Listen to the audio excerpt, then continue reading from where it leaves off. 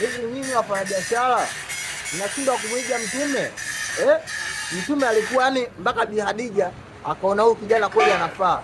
Yaani alikuwa akienda kufanya biashara anauza vibaya mno. Na alikuwa atumia ushirikina. Lakini nyinyi wafanya biashara wa sasa hivi kila sehemu mnataka kuweka ushirikina, mara mweke misukule ivute wateja, mara watu wengine wanaweka Qur'ani, wanaandika Qur'ani. Alokuambia Qur'ani kinga nani? Alokuambia Qur'ani kinga nani? Hivi mtu anaandika anaiandika tiki, anaweka pale juu kinga. Ushirikina jamani, acheni kwenye biashara, acheni ushirikina.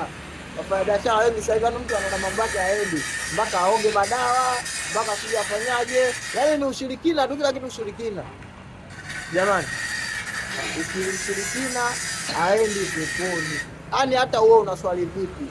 Unaswali huku umevaa bangili lako, umeswali huku umevaa mkiti yako, yote unaitikadi kwamba ndio anakulinda. Ushirikina haendi peponi. Jamani, kwa pamoja tuupinge ushirikina.